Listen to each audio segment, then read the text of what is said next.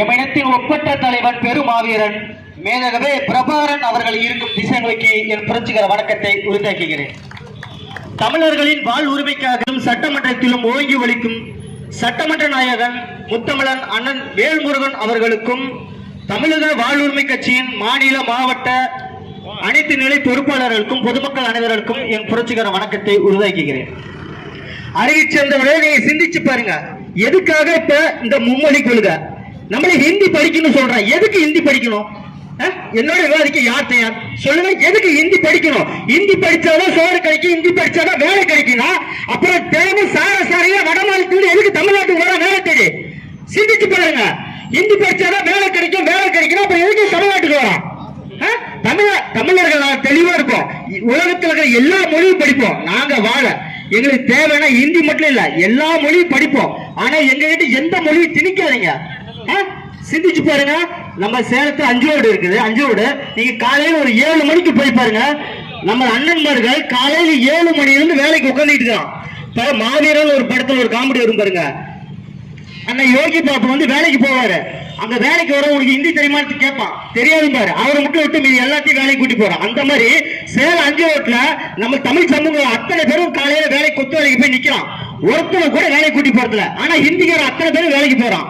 அடுத்து அந்த மாவீரன் படத்துல அண்ணன் எப்படி ஒரு பாக்கெல்லாம் போட்டுக்கிட்டு கை நெத்திய நாமத்தை போட்டு வந்தோன்னு ஹிந்திக்கார மாதிரி மாறணும்னு வேலைக்கு கூட்டி போறான். அந்த மாதிரி இங்க அத்தனை ஹிந்திக்காரனுக்கும் காலையில வேலைக்குது.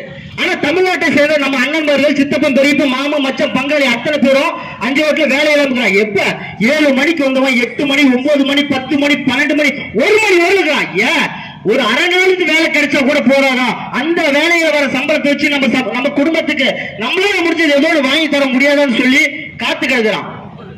இப்படி ஒரு மோசமான நிலை வந்துருச்சு. நான் வந்து இணையம் சார்பா ஒரு ஈசேவை மையத்தில் வேலை செய்யறேன். அந்த ஈசேவை மையத்துக்கு ஒரு பெண்மணி வராங்க, வடமாநிலத்தை சேர்ந்தவர்கள். அவங்க வந்து இந்த 1000 ரூபாய் பணம் கலைஞர் மகளிர் உதவித்தொகை பணம் வேணும்னு கேட்கிறாங்க. அவங்களுக்கு அந்த 1000 ரூபாய் பணம் வந்துருச்சு. ஆனா தமிழ்நாட்டில் இருக்கிற அக்கௌண்ட்டுக்கு வரல. அப்ப என்னடா ஆச்சுன்னு போய் செக் பண்ணி பார்க்கும்போது பீகார்ல இருக்கிற அவங்களோட அக்கௌண்ட்டுக்கு பணம் போகுது.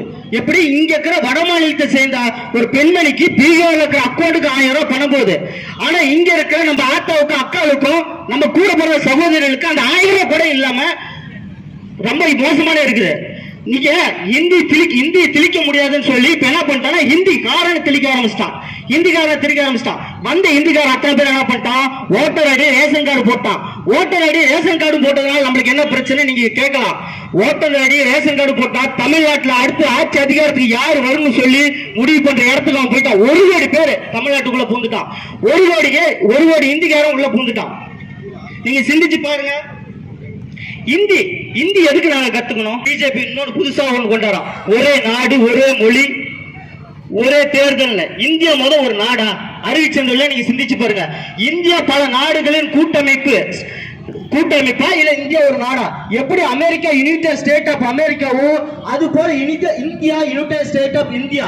அதுதான் இந்தியா ஒரு நாடு என்றால் இந்த நாட்டில் உள்ள வளங்கள் அத்தனையும் அனைத்து மக்களுக்கும் பொதுவானது தானே. இங்க இருக்கிற காடு வளம், கனிம வளம், நீர் வளம், நில வளம், மண் வளம், மலை வளம் அத்தனை வளங்களும் பொதுவானது தானே. ஆனா காவிரி உரிமை மட்டும் ஏன் தமிழர்கள் தொடர்ச்சியா புறக்கணிக்கிறீங்க? அப்புறம் எப்படி நீங்க சொல்லலாம் வாய்க்கு இந்தியா ஒரு நாடுன்னு? நாங்கள் வேறுபடுகிற தம்பி, நாங்கள் பேரறிவு செய்யறோம். ஒரே மொழினா இங்க பல நாடுகள் பிறக்கும். நீ என்ன சொல்ற, எங்களை பிளாக்மெயில் பண்ற? எனக்கு முன்னாடியே பேச அண்ணன் சொன்ன மாதிரி அண்ணன் சொன்னார் பாருங்க, நீ ஹிந்தி கத்துக்கிட்டாதான் உனக்கு தர வேண்டிய நிதி தருங்கிற. நீ நிதியை தான், ஏன்னா எங்களை தனியா தான் நாங்க ஆட்சி அமைச்சிட்டு போறோம். எங்களுக்கு என்ன ஆட்சி நடத்த தெரியாதா? தமிழர்கள் நாங்கள் இது போர் வந்து சும்மா பொழுதுபோக்கு போர் பண்ணவர்கள் நாங்கள் தமிழர்கள். 1965 இதே போல் ஒரு இந்தி திருப்பி வந்த போது தமிழர்கள் நாங்கள் இன உணர்வு மொழி உணர்வுக்காக செத்து வீழ்ந்தோம். தன் தேக்கமர உடம்புக்கு தீயிட்டு செத்தான் தமிழ. எதுக்கு?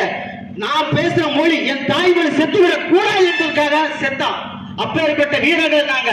எங்க கிட்ட திரும்ப ஒரு மொழி திருப்பி கொண்டு வந்தீங்கன்னா இன்னொரு மொழி போர் வெடிக்கும். எப்படி அந்த 1965 நடந்த மொழி போரை காரணம் வைத்து திமுக ஆட்சி அதிகாரத்துக்கு வந்ததும் இந்த வேல்முருகன் தம்பிகள் அடுத்த மொழி போர் அறிவித்து தமிழக வேல் உரிமை கட்சி ஆட்சி அதிகாரத்தை கைப்பற்றோம். உறுதியாக வெல்லுவோம். இப்ப எங்க அண்ணன் எச் ராஜா பேரறிஞர். என்ன நீங்க கேட்கலாம், என்ன பிஜேபி எச் ராஜா பேரறிஞர் சொல்லி நான் சொல்லல, எங்க சீமான் சொல்றாரு. எப்படி இருந்த மனசு எப்படி ஆயிட்டாரு. எச் ராஜாவெல்லாம் பேர் அறிஞராம். அந்த எச் ராஜா சொல்றாரு, நீங்க 500 தாள்ல இருக்கிற ஹிந்தி எழுத்து உங்களால் அழிக்க முடியுமான்னு கேட்கிறாரு. வேல்முருகன் தம்பிகள் நாங்க சொல்றோம், 500 தாள்ல இருக்கிற அந்த ஹிந்தி எழுத்து அழிக்கலாமா வேணாமா அப்புறம் முடிவு பண்ணிக்கலாம். ஆனா நீங்க சொன்னீங்க தமிழ் வந்து ஒரு நீச பாசை, தமிழ் ஒரு சூத்திரர்கள் மொழின்னு. அந்த மொழியை எதுக்கு 500 நோட்டு வச்சுக்கிறார்? உன்னால அந்த 500 நோட்ல இருக்கிற தமிழ் மொழி அழிக்க முடியுமா? தமிழர்கள் உழைப்பு இல்லாம உன்னால் ஒரு நாள் வாழ முடியுமா? ஐயா எச் ராஜா அவர்களே, தமிழர்கள் விளைவித்த உணவு எனக்கு தேவையில்லை, தமிழர்கள் வடிவமைத்த உடை எனக்கு தேவையில்லை அப்படின்னு சொல்லிட்டு ஒரு நாள் உன்னால வாழ முடியுமா? முடியாது. அப்போ இந்த ஆர்ப்பாட்டத்தின் மூலமாக தமிழ்நாடு அரசுக்கு ஒரு கோரிக்கை வைக்கிறோம். இங்க உள்ள மத்திய அரசு நிறுவனங்களை தமிழ்நாடு அரசு ஒத்துழைப்பு தரக்கூடாது.